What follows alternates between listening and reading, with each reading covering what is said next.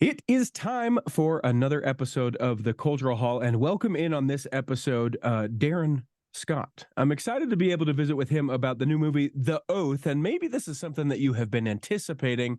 It has a storied past. We will spend a good portion of the time chatting with him today about that, but I would like to get to know the real man himself before we do so. Darin, welcome to the Cultural Hall. Hey man, thank you, Richie. Thank you so much for having me on. I love your stuff. I have to tell you that hair.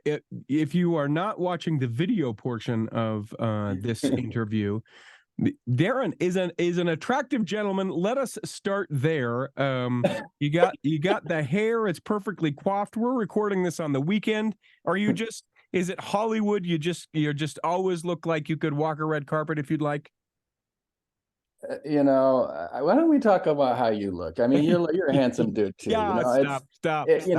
We don't need to start there. As they say, the Lord looketh upon the heart, brother. So okay. Look, it's fun. I love being in movies, and sometimes you walk around. Like I once had a gal, and it's a beautiful black gal in California. I was coming out of a hotel that lived there for living in hotels for almost a year and a half out here in California, finishing this movie, away from my family a lot of the time. It was very challenging. We'll get into that, but I'm walking out of my hotel room, and this beautiful black gal, she says, "Are you in Hollywood? You look like you in Hollywood."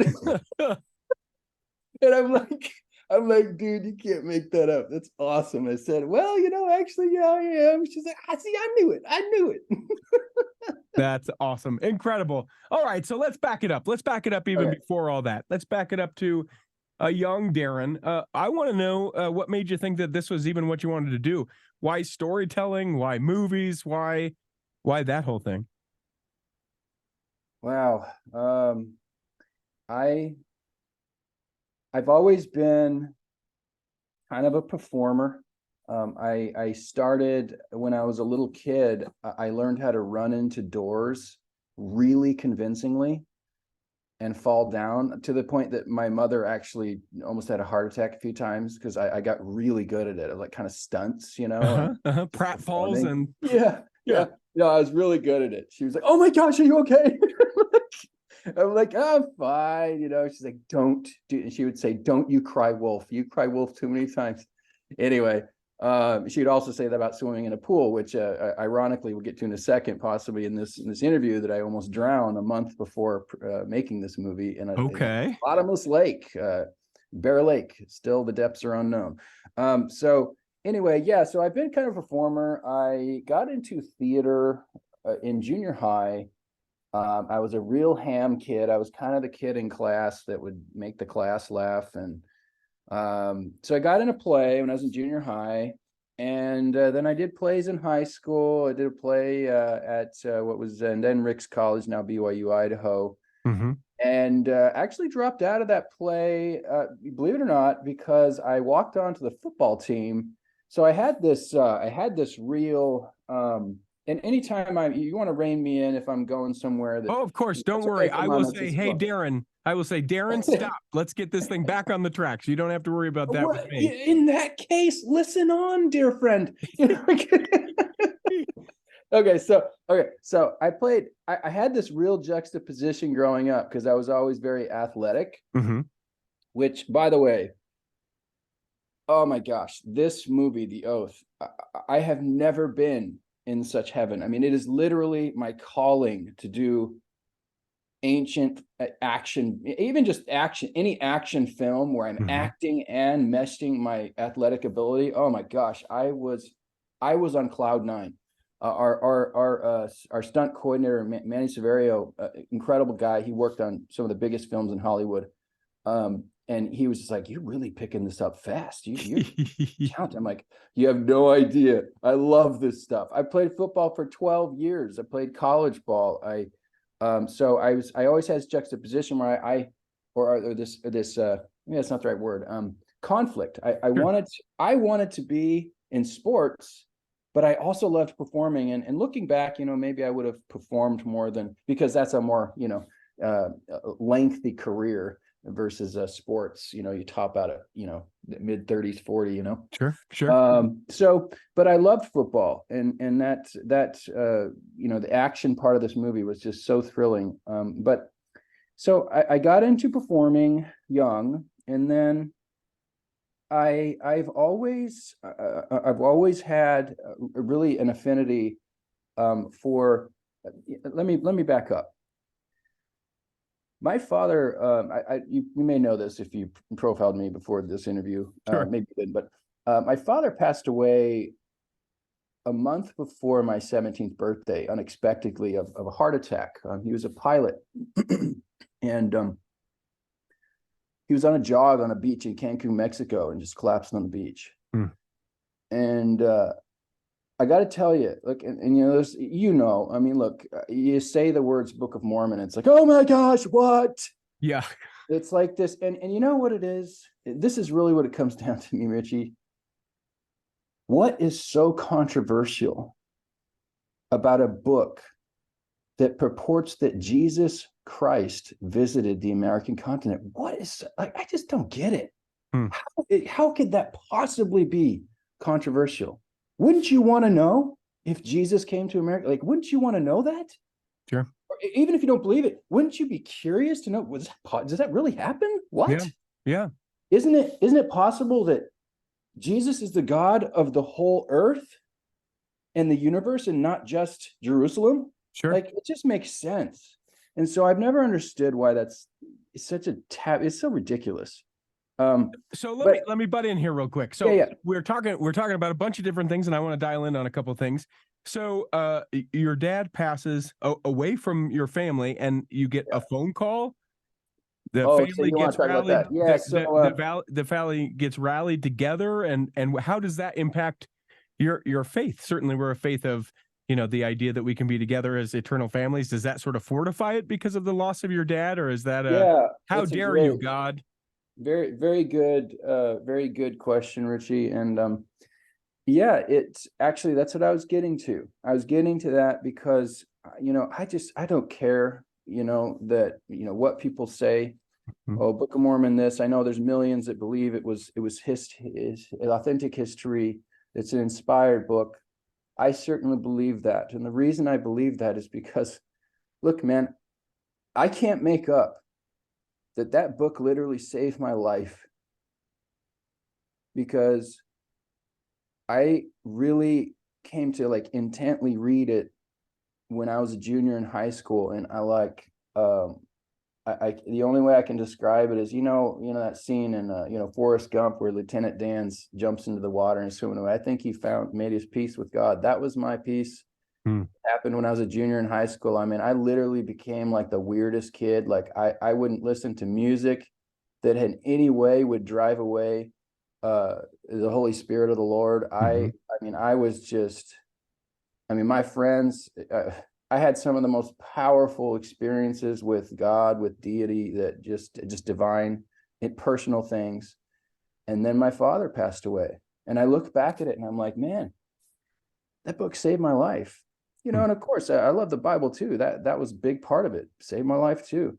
But there's just something, about the Book of Mormon. It just really, it's, what it is? It's the heroes.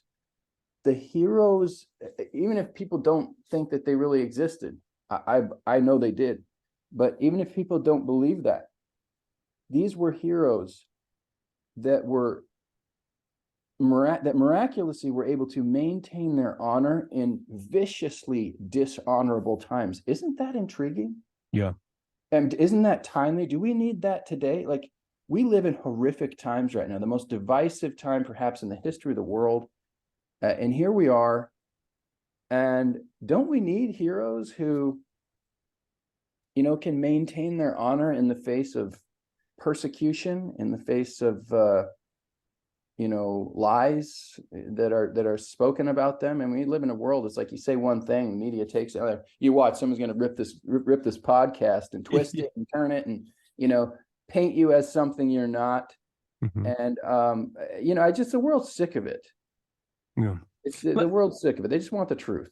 One of the captions I read about you online, I appreciated the use of this word. It says that you are an enthusiastic fan of Captain Moroni. And, you know, the Book of Mormon is full of heroes, as you state, right? You know, you can look to Ammon, you can look to, you know, Nephi in the first, you know, book of Nephi. There are lots of heroes. What do you think it is that drew you particularly to Captain Moroni? Does that even need an answer, man? Oh, come on. Here is the pedestal the scripture as written, okay? Yeah. The source material as written, whether people believe it or not, okay? If all men had been and were and ever would be like unto Moroni, the very powers of hell would be shaken forever, and the devil would never have power over the hearts of the children of men. Does that sound like someone you want to emulate? Mm-hmm. Yeah. I mean, like, look, even if you don't, the funny thing is, like, I think a lot of atheists really respect, you know, theists, because they're like, yeah, you know, I don't believe that, but yeah, I'm all about, like, hey, let's be good and let's have principle and stuff. That's principle. That's a man of principle. That's a man of courage. That's a man of honor. That, I mean, look, who doesn't want to be, oh, you know what? There's plenty of people on the world who do not want to offend Satan, right? Sure. There's plenty of people who love appeasing that man and the temporary satisfaction they get from falling for his traps. But I'm sorry, as for me and in my house, we want to shake the powers of hell. So you know, I love Captain Moroni for that, and just, I mean, if you really dive into, I mean, that, you know what's awesome though is that the script, the words say, there never was a happier time than under the times of Moroni. And so whatever you want to call, he's some, you know, zealot, he's some, you know, rash, you know, he just rushes to, you know, he's just too rigid. You know what? They never had a happier time than under that man. You know why? Because happiness, true happiness, can only come from right living. That is the only way. You know, we spend our lives trying to find happiness, and God lets us do this, right? Because it's agency, like free will, is nothing is more important than that. Like, you can't be a soul if you don't have choice. And he lets us make these decisions. It's always just fascinating. Like, oh, there's no God because, you know, one of our investors' children died in a car wreck. Jeez. I mean, how do you, well, how did God let this happen? You know, the sun rises on the evil and the righteous. You know, sometimes you can't explain things, but you know, we're here to make those choices. God allows those, and yeah, it's happy, but true happiness can only come when we have that choice and we voluntarily choose what many times appears to be, and at least initially feels like, the harder path. Because when you do the right thing, you're mocked, you're ridiculed, you were persecuted, as in ancient times, as in modern, and so you start to go, am I wasting what am I doing? Like, I don't want to live this way and be persecuted and be mocked for trying to do the right thing. But I mean, that's the only way to happiness, because the reality is it feels like the harder way. But man, when you, like this project, the Oath, we brought together it's about 70 souls from backgrounds as diverse as the stars. I mean, it was amazing. It was it was thrilling. I love working with people who don't believe what I believe, because it's this amazing thing that happens when someone is willing. You know, there's this thing where people start to shut off knowledge. They start to think, I know everything. And it comes, I think, from this, you know, the world owes me something kind of attitude, where they literally stop receiving knowledge. Like, even if you say Joseph Smith was a total crock, man. He made this book up. We had one comment that said, I love fantasy films. Joseph Smith had a greater mind than Hubbard. Yeah. And I'm like, see, that's what I'm talking about. Like, here you have a person who can say how they feel. And you know what? It's like, it doesn't take away from me. Right. And I think, look, as members of the Church of Jesus Christ of Latter-day Saints, of which I am and was raised, and I'm proud to be, you know, they're an honorable people. Mm-hmm.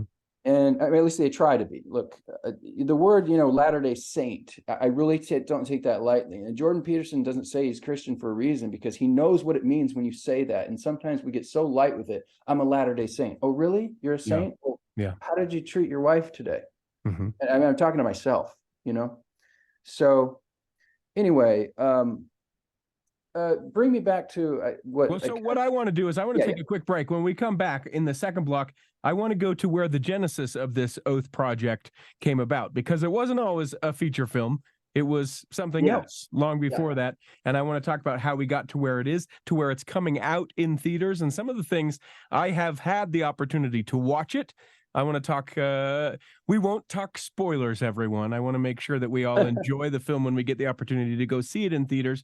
But I do have some questions about some of the things which I saw. Some are the artistry in which you put into the film, and other things are just like, how did you make that decision? Or what's the point? What are we doing here? We'll come back and do that in the second block of the Cultural Hall. Here in the second block of the Cultural Hall, remember, you can always send us an email, contact@theculturalhall.com. You want to say thanks to Darin for being a part of this episode, send that email, contact@theculturalhall.com. You know about another great project that's coming out that needs attention, contact@theculturalhall.com. It's where you can send all emails. And the best part is, when you are, suffering from insomnia, it's the middle of the night and you're thinking, if I don't send this now, I'll forget. You can send it and I'll get to it when I wake up. Contact@theculturalhall.com. Darin, tell me how this whole thing started. And I want to actually preface it with a whole question. You are stepping into a realm with a Book of Mormon centered sort of project where others have gone and have failed miserably. Or I should say, we're maybe not as good as everyone hoped. Maybe failed miserably is not the right term to kind of to put on some of those other projects. But certainly this is not the first time something like this has been done. But it's not always done well, and it's not always received well. So take me back to when you're like, yeah, here we go. Let's roll this out. Like when the idea was born? Yeah, take me from the idea to the Kickstarter to the film. Yeah, so going back to high school, I made a clay. You know, we hey, this is a project, you get to choose what you're going to sculpt. Mm-hmm. And I made a sculpture of the Book of Mormon with an arm coming out of the middle of it, holding a sword. Okay. and a shield stuck on the page that said, "In memory of our God." Oh yeah. I mean, I've been thinking about this for a long time, and I started a kind of a podcast, I guess, a little bit, just reading the scriptures, and what I eventually got to, because I put them on YouTube, and I eventually got to the point where I was trying to visually portray them with pictures, and it just wasn't enough. I'm like, I got to just make a movie. Uh-huh. So just over 13 years ago, I started writing a script, and I wrote the first 10 pages, and man, it's been through just thousands of drafts. I've written actually probably over 6 scripts before we actually made the movie. Mm-hmm. And so, yeah, it's been a 13 plus year journey of, trying to find the right story. And so that's where it started. But you go to it and say, hey, people, is there proof of concept sort of socially, getting the money from Kickstarter, right, to do the original short? Yeah. So we eventually, we kind of started lightly raising money, and we raised some funds, but it's never enough. I mean, the movie we were originally trying to make, it was a $40 million plus budget. I mean, it's a war film with 3 battles in it. It's like, and not only that, it's a period war film of a or I guess heretofore never seen time of history, really. Mm-hmm. And so when you think about, you got to think about this logically. When you're doing that, that means you have to create armor that does not exist. You can't go borrow Roman stuff. You can't go borrow, and so that becomes super costly to do right, unless you want them looking like they're in cardboard boxes. You know what I mean? Like, and I wasn't going to do the disservice of not having it look right. Mm-hmm. And so, we tried to raise this, millions of dollars, and it was a real struggle, man. For like obviously 13 years, and then what happened is after I wrote the first 10 pages, July 4th, I believe it was 2014, I just said, I'm going to put these first 10 pages up. I think it was actually 16 pages, huh? Yeah. See? And I put them up. I actually did a presentation. We call them firesides. So basically like a speech where you're invited to talk about, something that possibly can inspire people. Who knows what inspires people of my life, but, and a gentleman came up after and says, this must be shown to the world. I will pay for a website. That's how it was born. So this guy paid for the website, hired the web designer, and within probably less than a week, we were up. And I did something that I'd never seen done before. I released publicly the first 16 pages of the script to download. I think we had, I don't know, probably 10,000 plus downloads. People started reading it. They're like, hey, this is actually really good. What do you need? And I'm like, hey, we just need $40 million. I mean, if you know anybody, Yeah. And oh man, did it just take forever? And eventually, I'm gonna get personal here. I feel like that's the only way to be. Sure. Frankly, to have peace in your life, you just have to be real. And we actually ran out of money many times. This is actually public knowledge. I've sold real estate for, almost 20 years. I still have an active license. Tom Cruise has an active real estate license too. And, that's how I supported my family. I got a wife and 4 kids. And what happened is we ran out of funds because my attention would constantly be on this film. Every moment I would spend on this film. It was a little bit of an obsession, and I can't really explain it other than that I was wrought upon. I just, Duke, why? Yeah, leave me alone. I just want to support my family and live my life. But it just kept sucking me in, and I'm like, I have to do this thing. And it caused, so what I had to do is I had to put it on the shelf for an entire year. And in that 1 year, not to like whatever, I mean, I closed so many real estate, like if you would have seen me, like you would have not believed that someone had the capacity to close as much work as I did. Put my family into a house because we had 3 years earlier sold our house for this project. We literally sold our house to keep going. And I put it on the shelf for an entire year and put my family into a house. We built a home. And consequently, for an entire year, we didn't even make any social media posts. We disappeared. And I'm sure people thought, oh, well, he just, went off and did his thing. If they only knew what was happening. And, it's a lesson in really just don't judge someone until you walk a mile in their shoes. You just don't know. And we're always so quick to judgment these days. It's like something you scorn and you judge, and it's just jumping. It's like, look, if you'd have known what was going on. So we got a new house, and I made this video. I said, you know what? I woke up, it's 5 a.m. I'm like, I have to address our audience and just tell them. And so I made this video, and it was basically like the next Hollywood disruptor. And it was basically the case for making a film based on this epic source material. And it went viral. At the time, like what I mean, like we're used to like, well, if it doesn't have like 100 million views, that's not very good.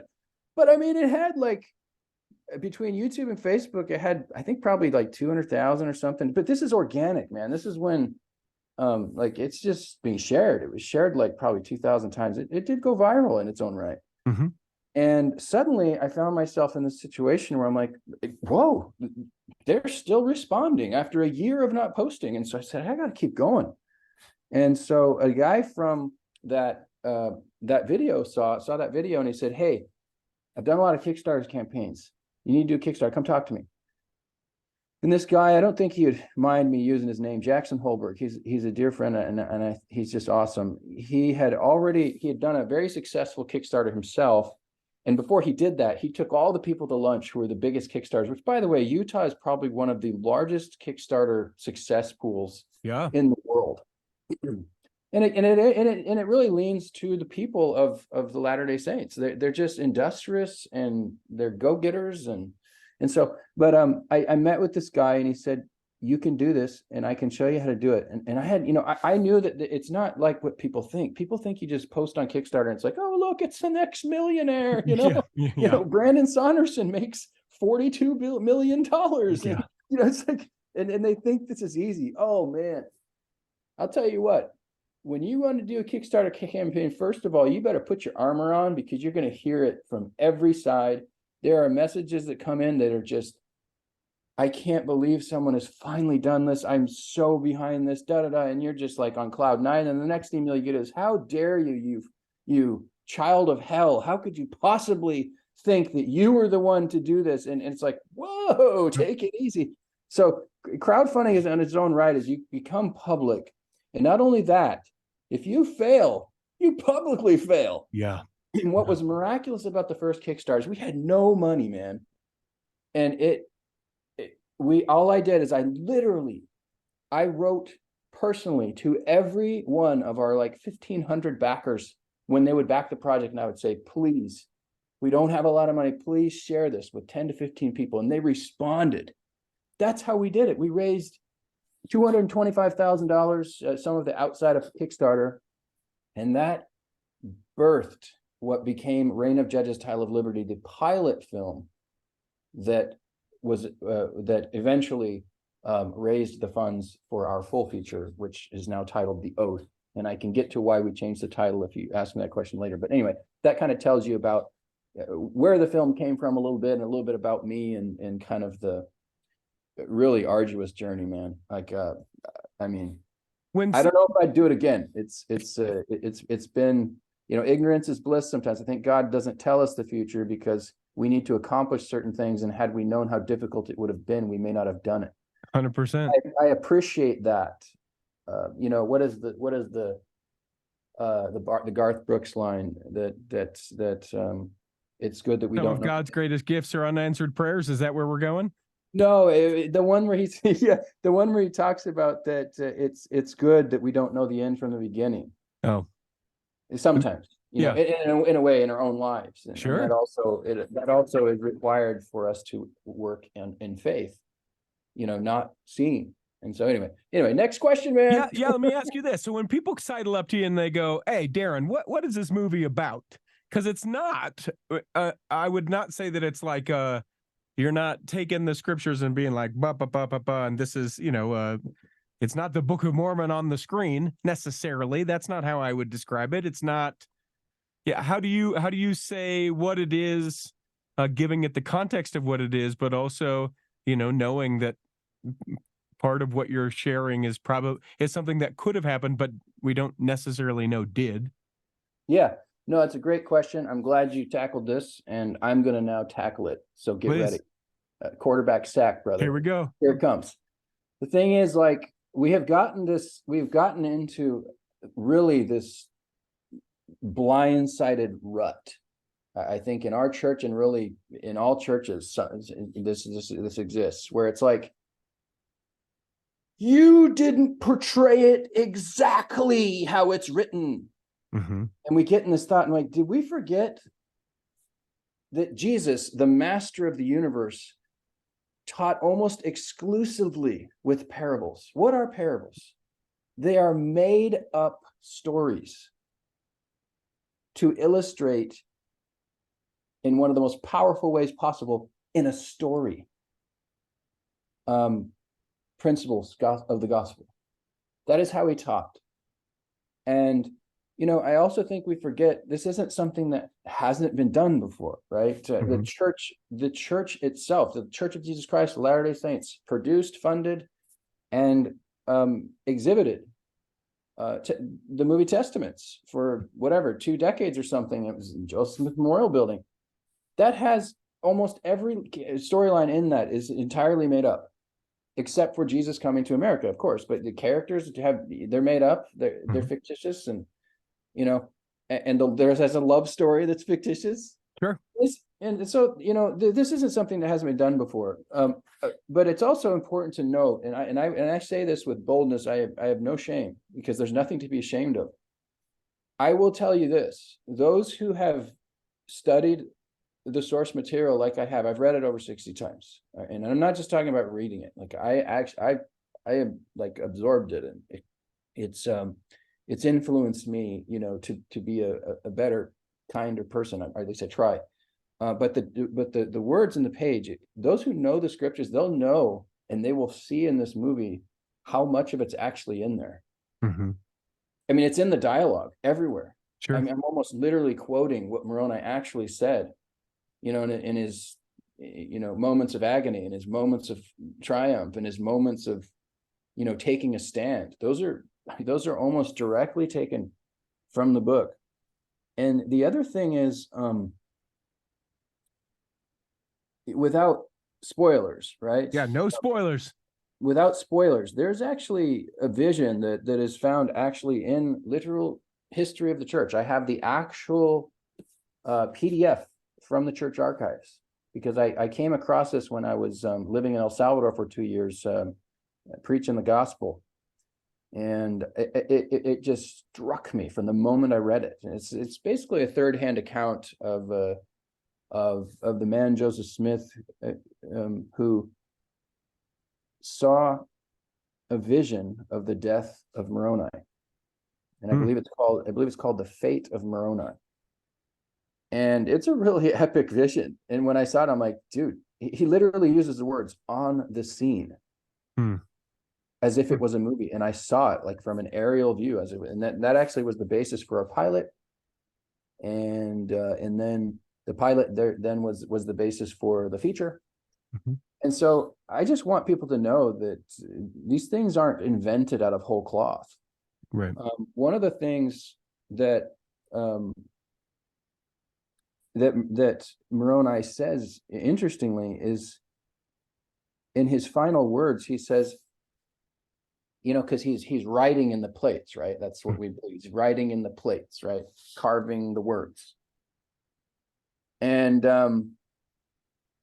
if he's writing in the plates, why did he say, "And I seal up this record after I have spoken a few words"?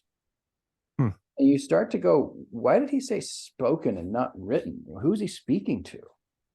And you start to go, well, if he's speaking, is he dictating to someone who's writing down what he's saying? Like, you know, you really start to, I'm just saying, like, you really got to think about this stuff. And I mean, look, history is replete with people making rash judgments and looking really stupid afterwards. Sure.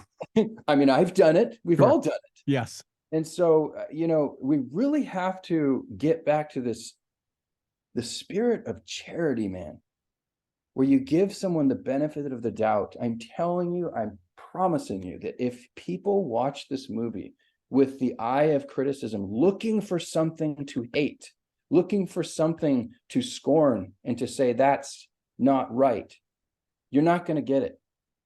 But if you go into this movie, take your guards down and just let it have you for 2 hours, you will not, I'm telling you, there's something wrong with you if you do not feel something powerful from watching this movie. You just can't. You just can't watch it and not feel something.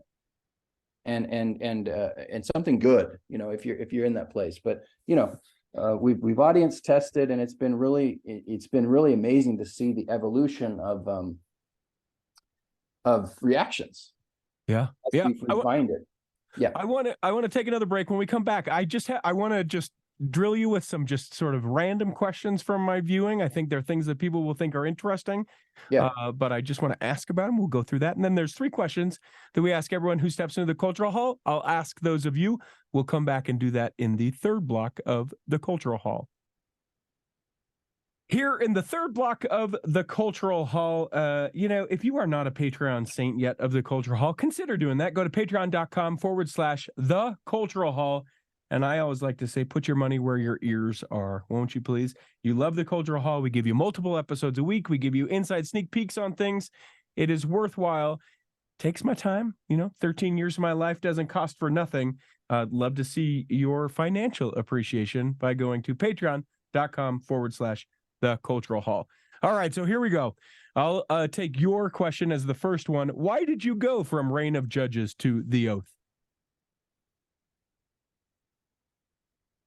We changed the name, which, by the way, I realized we haven't even said it. Oathmovie.com, people. Oathmovie.com. If you want to watch the trailer, we have a new trailer, a brand new trailer that's freaking epic. Sorry. You can say freaking epic. It's okay.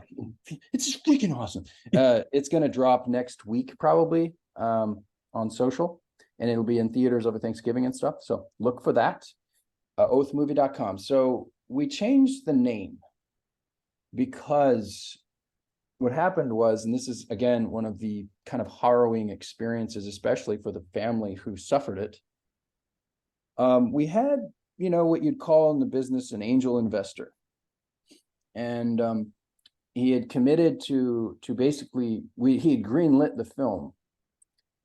And I remember coming out with one of our producers at the time who is not a member of my faith. And he said, "Why aren't you celebrating? Do you understand what just happened? He not only greenlit this film, he greenlit the remaining films, because this is supposed to be a series. Like, you don't understand, like, why aren't you celebrating?" And I'm like, if you'd been through what I'd been through for the last 12 years or whatever, at that time, it was about 11 years, you would be hesitant to celebrate as well. And sure. It's not like you're projecting doom, but it's like, dude, yesterday was cloud 9, today is the jaws of hell. So yeah.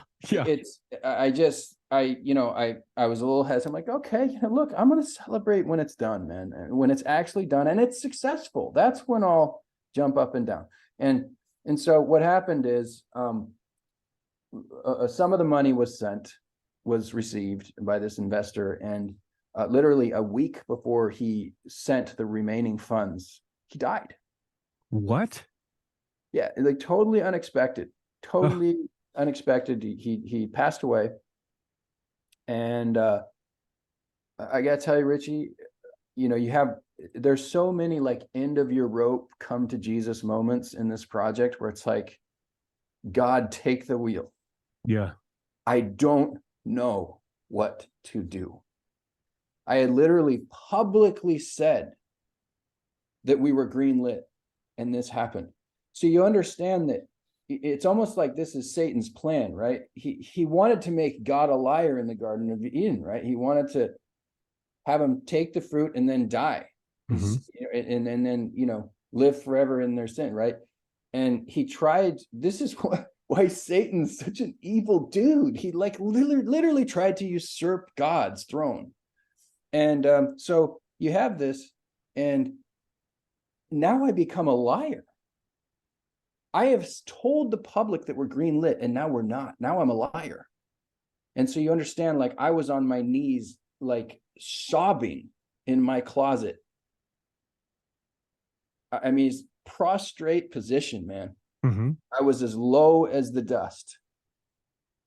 And frankly, I was yelling at God at a lot of points. I'm like, if this is what you want, you have to show me what to do, because I don't know what to do. We didn't have the money to make the script we'd written. Sure. And so I say this, that The Oath is a miracle. It is a divine miracle. It shouldn't exist, because this wasn't the story we were going to tell. And God took it away. So, more to the family that had to suffer even more than we did, of course. And what happened is, look, whether religious or not. It's funny that all the science is now confirming like religious stuff, like, oh, hey, fasting is good for you. Yeah. It's We're like, just yeah, funny. no, we knew. We've known That's fine. that. That's fine. You'll get it. You'll get that. Yep, sure. Yeah. So I fasted, full 24 hours, man. I was like shaking, brother. Like no food, water. Come off the fast and I go to bed, and I had a dream, man. And I had two very specific images that you see in the movie flash in my mind. And not only did they flash, I felt what the audience felt when they saw them. And that was it. I woke up the next morning, came out of the room, said, honey, I'm writing a new script. My wife, Michelle, who's been a otherworldly support. She's just been so patient. I mean, what wife on the planet would let their dude go on a 13-year journey, almost financially breaking them various times along the way, and just say, you know what, keep going. It's the calling. So she was my co-writer, and I would write, and she would read and give me notes. And she's like, look, I don't know how hard this is, but just, do this. And I'm like, oh, you don't know how hard, you're making my job. So we co-wrote it, and I said, we write a new script. And in 2 weeks, I wrote the script for The Oath. Wow. Now, of course, that revisions occur thereafter, but the first draft was completed in 2 weeks. And I know that this was one of your questions, was what was it like making this? And I can tell you that, look, man, for what it's worth, when I was writing the script, I just sobbed many times because, you're writing the script, you have no idea if anyone's ever going to even see it. Sure. You have no idea if it's ever going to even get to theaters, let alone make its money back, Sure. And by the way, this isn't like some money-making venture. This is like, dude, people sacrificed to get this movie done. Like the financial sacrifice that I have seen firsthand has been staggering, literally staggering. And it shakes me to the core, man. And I want to get their funds back because they deserve it. And I remember writing this and just sobbing because I'm like, thank you, God, for letting me do this. Like, even if it doesn't go anywhere, I'm grateful. And I think, there's people that are out there like, well, this isn't exactly how the book owns. Well, what do we know about Moroni's life? Man, he wandered for 40 years alone. We don't know a whole lot of what happened. And so you really have to take it with a grain of salt and say, well, I know. Well, did you live with Moroni? Because you know what? He saw us. He said, Jesus has shown you to me. And it just takes me aback that we don't read that scripture every week. If someone says, Jesus showed you to me 2,000 years earlier, wouldn't you want to know like what he thought seeing our time in a time of literally like depravity and him living in a cave, being hunted for his life, and he sees us? I would want to know that. I would want to memorize that and know exactly what he saw and what he said we were like. Yeah. One of the many things he said that's like, really? Is he said, why have you polluted the holy church of God? Like, doesn't that make you want, like, whoa, I think he's calling us out there. If for nothing else, to think, how have I polluted the church of God? Yeah. Right? Is it, or is it I, right? Exactly. Yeah. Or is it I? So, yeah. So, anyway, I don't know if that. Yeah, I think so. Let me ask you this though. It is one thing to say, this is my life's project to write this thing and be able to share this story about this person that I have a tremendous amount of respect for. Yeah. It is an entirely different thing to write a story and be like, and I am going to portray the person that I have a tremendous amount of respect for. So tell me about that decision, or was it always that choice? Thanks for bringing that up, because this is, again, when you get the hate mail, look, it's not, the hate mail is so minute. It's like you get, 100 emails of people loving what you've done, and then you get maybe 2 that are like, how dare you, but this has come up. It's like, somebody comments like, of course he cast himself as the lead. Yeah. It's like, dude, again, turn the finger of scorn around just for a minute. If they would have known what we went through, I made offers to over a dozen A-listers for this role. And we offered them good money, man. Like good money. And we heard back from a lot of them. Some of them didn't even respond. It's like, and essentially, and then so I put up a casting notice. We had, gosh, I think it was over 1,500 or 1,600 submissions. Of those, we narrowed it down to like 100. Of those, narrowed it down to 30 to 10. And I'm just saying, like, look, I cast all my projects. I've done over 30 commercials. This is my first feature, but I've done over 30 commercials, and I always like to direct cast my stuff because it's like it's kind of a big decision, and sometimes you get so confused with so many people, like thousands of people that you're seeing. It's like by the time you're done, like, who do you even know who you're looking for? Yeah, it's confusing. Too many choices is confusing, and so we took it in, and I'm watching their auditions, and there's none of them got it, man. I mean, they just didn't have it. And yeah, this sounds like, I know how this sounds, but I'm going to just say the truth and let the chips fall. It's the dang truth. And before the throne of God, I will stand by these words, because I know they're true. We made an offer to I wouldn't say he's an A-lister, but I mean, at one point he was a big dude. I won't say his name, but you would know exactly who it is if I said. And we had a cell phone connection. Okay, so we just bypassed the agent, went right to him, read the script, and I said, God, and this is after I reviewed all the auditions. We were going to hear back the next morning whether this person was going to take the role. And I stood in front of the mirror alone in my, hotel in New York, and I auditioned myself. Oh, he's just so full of himself. He wants to watch himself in the mirror. I'm telling you, dude, when you have your Jesus moment and you're sincere, because all God cares about is sincerity. Even if you're cussing up a storm, at least you're sincere. That's what he wants. He wants you to be sincere yourself. And I stood in front of the mirror and I auditioned for this role. I mean, it was so written on my soul. I wrote the thing with my wife. I rehearsed it so many times in my mind as I'm writing it. I was totally off book. I didn't even have to look at it. And I did it. And oh my gosh, it was just like, and I said, God, if this person accepts the role tomorrow, I will be thrilled and accept it as your will. And if he doesn't, my decision will be made and it will be me. And part of that reason, God has a way of like, kind of, pigeonholing you and corralling you sometimes when he wants you to make a decision that he wants you to make. The Oath, case in point, like he literally took away every decision. We had to make this movie because it was the only movie we could make, and that's how I know it's supposed to exist. And the same thing happened with this casting. We were out of time. We were going to film in like, I think 2.5 weeks. Jeez. And we had to have armor for this guy, and all of it came together. The armor was molded to my body for the pilot film, and it was expensive armor. We made FBFX from London. They did Troy and Gladiator. They made our armor, so it's not like I can just rush out and make some new armor. And it fit me. It was molded to my body, so everything just made sense. And the next morning, sure enough, he turned down the role, and I'm like, dude, you're nuts, man. I just lob ball pitched you away to revive your career. And he turned it down. So I said, it's done. I texted my producers, it's me.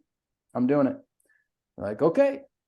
Here go. That's how the decision came of being Moroni. And of course, you always kind of dream of yourself in that kind of, who wouldn't, it's such a, I could never act again and be happy, Yeah. A question about that. You are shredded in the film. I gotta know, is that just days and weeks and months of dedication, or where you just happen to be in that? Because so I did this probably more than any sort of biographical research. I started looking at older pictures of you, and I'm like, no, he 100% beefs up for this.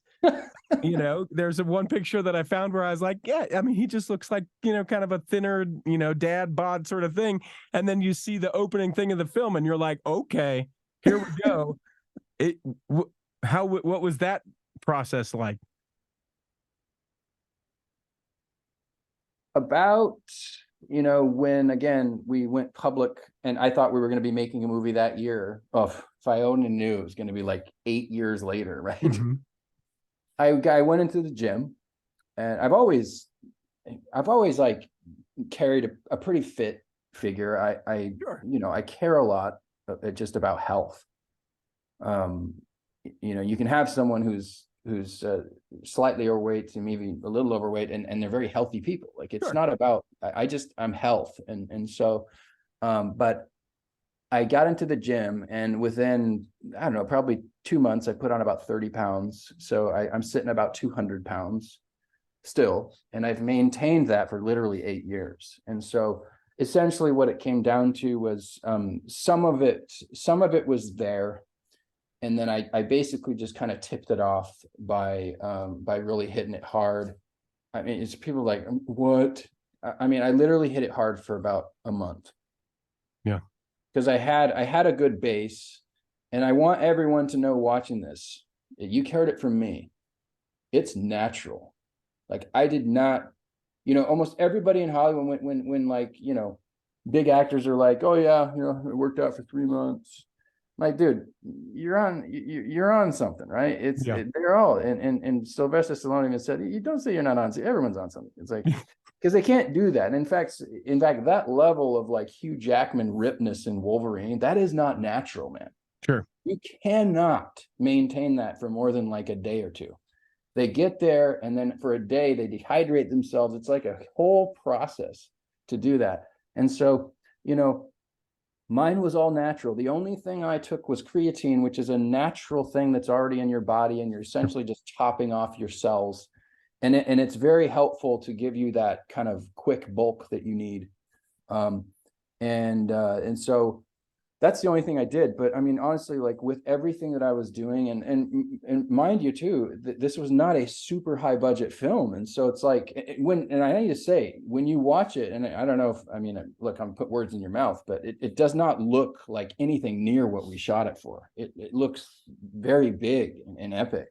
Yeah, one of the things that I really appreciate about it is the beauty of it, which isn't to downplay the story at all, but Sure. some of the sweeping shots that you're able to accomplish, and just some of like the landscape and like environment of it.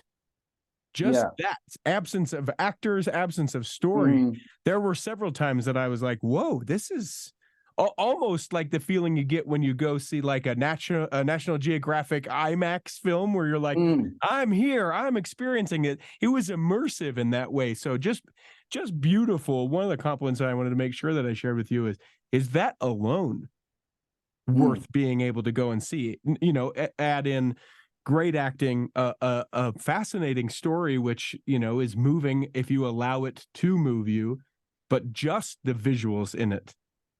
Amazing. Yeah. Thank you, Brian O'Carroll, our director of photography, very, very talented eye. And you know, when you're in front of the camera and you're directing as well, you really need somebody behind the camera that you're like, you got to look at them in the eye. Did I get it? Did I get it? You know, because we're moving so fast that you don't have time to review. If we would have reviewed, we shot this in 21 days. Jeez. But go back to like the body transformation, and I want to bring this up because anytime I can plant a seed of miracles to people need hope. Okay. A month before this filming, I bulged a disc in my lumbar. It's the same injury that I had injured 8 years ago, and I did it lifting weights. And when it happened, I'm like, oh God, no. Like, I literally hinged over, and I'm like, no, because I'm doing my own stunts. I got to do stunts in 30 days, man. And I literally hit my knees and I pled with the Lord. I said, God, fuse my back together, cleave it together, give me strength. And it wasn't just like, oh, the next day. It wasn't instant. But I got on the line and I researched everything. of how to fix like inflammation in the back. I was so strict. Nothing in my diet was inflammatory. I took supplements, disc recovery supplements. And miraculously, much before that, because I've struggled with back most of my life, I found decompression, and it's really the only reason I'm walking around. It's literally saved my life. And I decompressed, so I have to drive across the country, because at the time during COVID, a rental car literally was like $7,000. And I'm like, I could buy a car for that much. So I drove my truck alone across the country. I slept in a tent in the back of my truck, a truck tent in Walmart parking lots. And, the last thing that you can do, or the last thing you need when you have a lumbar injury, is to sit for 3.5 days in a car. Jeez. And so I would go to the Walmart parking lots and I would literally hang like a bat. I've got videos of me on this, upside down from the cart rails, from the cart things, corrals, because I have this little swing that I hang. And it's the only way that it saved my life. I would decompress every night, sleep, get up the next morning, keep driving. Jeez. And by the time I got there, and combination of strengthening and literally, I couldn't lift over 50 pounds at a time. So I had to like crawl it up on my arm, brace myself on the back so I could still lift the weights and get the mass that I needed. And miracle, man. We get to set. I do my own stunts, no injuries. It looks like I'm not even hurt. Right. I mean, look, you go research it, bulging a disc, and research how long it's supposed to take to recover. You're looking at like 3 months, sometimes longer. Sure. 30 days. And so I say what you want, but no one will convince me otherwise that was not a divine intervention to put my body back together. So anyway, yeah. One question that I have, there's a scene where you're running. Is it CGI? Is any of the film CGI? No. Oh, okay. Yes. Yeah. There's a lot of visual effects. In fact, God is my witness. I've done nearly 500 visual effects myself for this movie. And that was a journey in itself, because I didn't have the skill set to do that level of visual effects, and I had to learn. And so, but yeah, there's a lot of visual effects in the movie, but most of it is real. Yeah. Most of the visual effects came down to cleanup. It's like, oh, there's a telephone pole there, or, oh, there's a guy walking in the background, got to clean that up, There's a Starbucks coffee cup. Yeah, exactly. For whatever it's the Game of Thrones. Yeah. So there was a lot of visual effects, but most of it was practical. And so that it's like, dude, sorry, I keep saying dude. I'm going to say I call you dude. Hey, do I know you? Call me dude. It's fine. But New York is beautiful. Upstate New York is a really beautiful place. It's a land of many waters, really. There's so many fountains and waterfalls. And that's where this was all filmed. Mm-hmm. Mm-hmm. Yeah, mostly. Mm-hmm. The opening running scene was filmed in the Oregon coast because that was a pickup shoot. But the rest was filmed in New York. And the running's real. And one person, I had a friend text me after seeing the trailer, like, was that clip sped up? Yeah. Like, there's always, man, when you got action scenes, every one of those is sped up. When you got a car whipping around the corner, it's like, they're speeding that up. It's always sped up. Yeah. So we have that in our film. But that particular shot, he screenshot it. Is this shot? Is that sped up? Mm-hmm. I know. Wow. So essentially, it was kind of on a slope. I was running a little bit downhill, but man, I was flying. And he's just like, I can't even believe. And just one more note on the running. The forest that we ran in Oregon is literally covered with roots. Oh, I'm running that fast on roots. I could have, miracle number 2 of this video that I'm going to tell you, I could have broken my ankle so easily. I'm wearing sandals, man. Yeah. And so that alone is a miracle. That's like, how did I possibly traverse at the speed of sprinting a bed of roots and not break my ankle? And there were no injuries. There's a shot of me jumping off a rock, which, by the way, does not do it justice. It was probably a 10-foot leap. And it was literally, I did it 20 times. And finally, my director of photography said, stop. You are going to kill yourself. Stop. And we got done, and it worked out, and we got it. And we get back to our beach house there that we'd rented, and the camera assistant, he's looking at me, just shaking his head, drinking his whatever he's drinking. I don't know, probably something, Yeah. I was at church, so he's drinking this stuff. Sure. And he's looking, he's shaking his head. He's like, I have never seen the level of athleticism that I saw today. Wow. And I'm like, hey man, you got to get it done. Yeah. We literally were running all day, We've got 21 days. Let's do this thing. Yeah, exactly.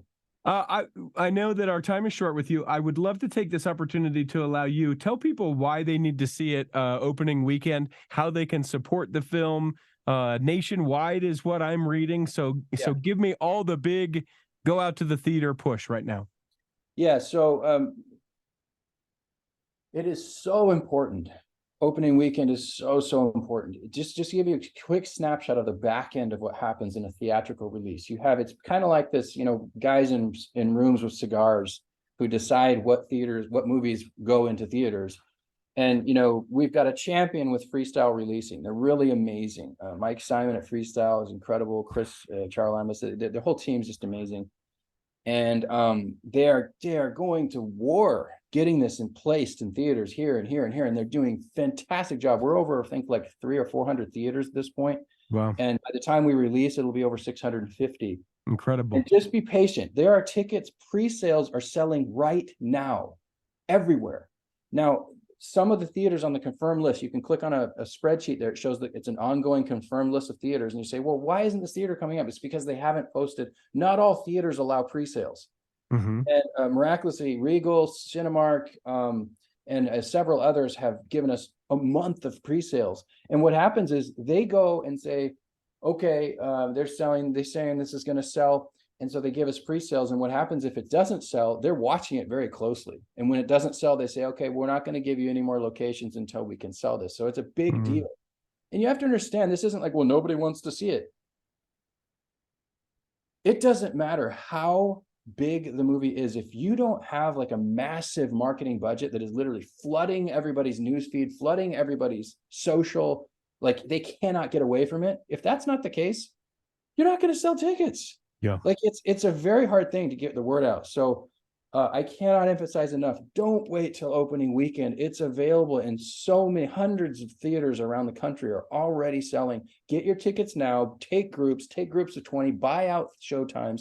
And what will happen is they're going to be forced to expand those showtimes. Go to oathmovie.com, click on get tickets, and you can super easy. Automatically populates. Super easy. I just clicked on it. You cannot miss it. It is available in multiple places on the website. We'll leave a link in the show notes for oathmovie.com so people can go and do that. Darin, 3 questions that we ask everyone who steps into the Cultural Hall. I'll ask those of you right now. First question is do you have a calling right now, sir? And if so, what is it? Well, right now, I certainly, look, no one works on a movie for 13 years unless they feel like it's a calling. Okay. Like that is absolutely my calling. It's my family's calling, which, by the way, my family participated, my entire family. There's a cameo of my son in this movie that has jerked the tears of many audience screenings. It takes you off guard, and it's my real son. And every one of my family is in the credits somewhere. Some of them sewed costumes, some of them, Wow. So it was a family endeavor. This is our calling, has been our calling, and we will see it through to fruition. It's great to finally be here. December 8th is our release date, and stand or fall, right? We're so excited to finally be here. But yeah, this is my calling right now. Absolutely. If you could pick a calling, either one that exists within the church or make one up, what would you pick?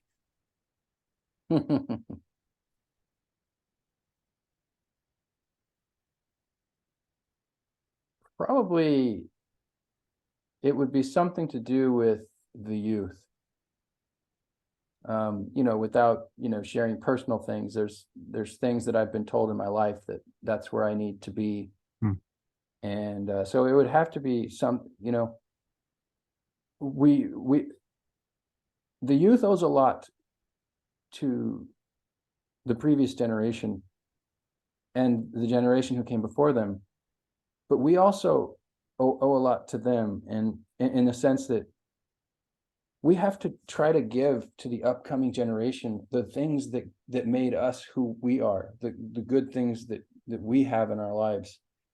And I think that over the last, it's like we've lost so much of the stuff that made us who we are, and hardworking, and all this stuff. And sometimes I feel like we leave the youth with not enough resources to really traverse this like turbulent, chaotic world that they're in. Like, I mean, it's just crazy, the world they're growing up in.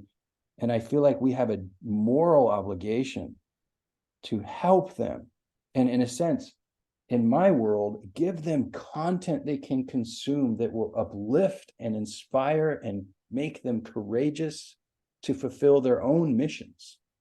Because whether people believe it or not, every single one of us has a mission. I'm talking like divine mission that we committed to do before we came here, and we've got to find it. And my goal with this movie and with my life is to help people see what their mission is and go do it. Don't ever stop until it's done. Don't ever give up. Don't ever give in to the voices that tell you it's impossible. Do it, and God will open the way. The way will be open for you to accomplish your mission. And you'll know what it is, because it's the thing that burns in your soul. It's the thing that you can't get off your mind. It's the thing that you cannot finish work soon enough to get to. It gives you life, and you're like, that, whatever that is. And if you haven't found it, you got to experiment with stuff and find it, because you're going to know it when you find it. It's going to hit you, and you're like, wow, I love this. My 16-year-old daughter, she's so talented and beautiful. And sometimes like, well, we've tried to get her in plays and stuff. She's done plays. She was at the conference center in front of 20,000 people, in the Candle Girl or whatever, in one of their shows. And very talented, but she's kind of not really picked something like, what is it going to be? And she's recently started lifting weights. And she's becoming like this buff chick. And it's like, she's so passionate about it. Like, I don't care what it is. Like, whatever it is that's going to be your mission, that, maybe that mission there, like you say, well, oh, that's a mission, like making yourself, buff. Well, sure. It could be a mission if you use that to influence people for good and influence, people to be healthy. Yeah, that's a good thing, and hey, while you're at it, why don't you turn it somehow to do the most important thing on the planet of Earth right now, which is gather Israel. Yeah. Why don't you find a way to take that mission and in some way tap into that gather Israel? So anyway, yeah, that's probably what I do. It'd be with the youth and something like that. And it would be a made up position, because I don't know that it actually, well, in my capacity that I'm talking about, I don't think it exists right now. Sure. Well, you'll do it. You'll do it. Find your way into it, and then you won't be able to put it down. The last question we ask everyone, we ask you to interpret it however you would like, but the question remains, what is your favorite part of your faith?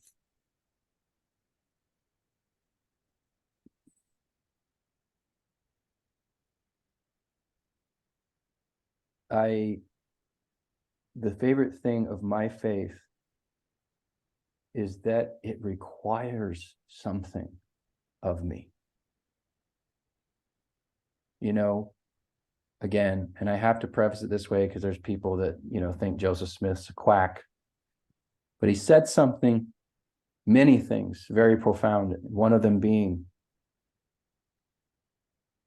that a religion that doesn't require the sacrifice of all things does not have the power to produce the faith sufficient unto salvation. There's a lot of organizations today that, hey, fluffy fluff, come and listen to a good sermon once a week and then forget about it all week. Our faith, the Church of Jesus Christ of Latter-day Saints, that I will always stand behind, because it's like no organization is perfect. We're looking for some perfect organization. You will belong to nothing, and you will be alone. It is everywhere. Corruption is everywhere, including in our church. It's everywhere. And it's not the organization, it's the people in the organization that sometimes foul things up. We're fallible human beings. But I will always stand behind the Church of Jesus Christ of Latter-day Saints. It's a good organization. And it is necessary to require things of people, a commitment, a covenant, an oath. That is what the oath is about. It's about a time when oaths mattered. That when you gave an oath to somebody, like Nephi said of Zoram, our fears ceased. Because as soon as somebody makes an oath in that time, they will not break that oath. And we live in a time where we casually throw out promises. Yeah, I'll be there at 5. Yeah, I'll call you tomorrow. Yeah, oh, do you need something? Yeah, I'll bring that over tomorrow. Oh, shoot. And look, I'm not saying we're all imperfect. I do it too. I'm just saying we live in a time where we casually throw out commitments and promises. And I'm telling you, there's something spiritually that happens when you make a commitment and break it. And there is something spiritual that happens, powerful, otherworldly, like tap into supernatural, Marvel floating through the air kind of powers, where you're accomplishing mighty things. There's something that happens when you keep a commitment at all costs. And you know what? When you make a commitment to God and you keep that commitment, He will always, always confirm you in all that you do. And that is what the oath is about. It is about the sacred nature of oaths. It is about making and keeping commitments to ourselves, to each other, and to God. And if you don't have a God in your life, boy, get something, because if you don't have something that anchors you outside of this, fallen, world that we live in, you're not going to make it. I'm sorry. Yeah. You're not going to make it unless you got something anchoring you outside. And so, yeah, that's what I love about the Church of Jesus Christ of Latter-day Saints. And Gordon B. Hinckley said this years ago. I believe it was on, what is it? The 60 Minutes. Yeah, 60 Minutes. 60 Minutes interview. And he says, we require something of our people. And I've always remembered that he said that. It's so true. It requires something. It's, you got to make a commitment and do your best to keep that commitment. You're going to fail, but you make the commitment. You repent and get back on the track. And it's never too late. You know what I mean? It's never too late. Yeah. Anyway. Well, Darin, we hope that this episode has nourished and strengthened your body, that if you're not healthy enough to listen this week, that you'll be healthy enough to listen next week, and that when the time comes, you'll be able to travel home in safety. We encourage everyone to go and buy their tickets now. You can go to oathmovie.com, find the link in the show notes. Buy them now. Don't wait till opening weekend. Support Darin in the amazing lifelong mission calling project that he's been doing, and so many others that have been walking alongside him to make this come to pass. Make sure that you go and check it out in theaters December 8th. It's called The Oath. In the meantime, Darin will be saving a seat for you on the back row of the Cultural Hall.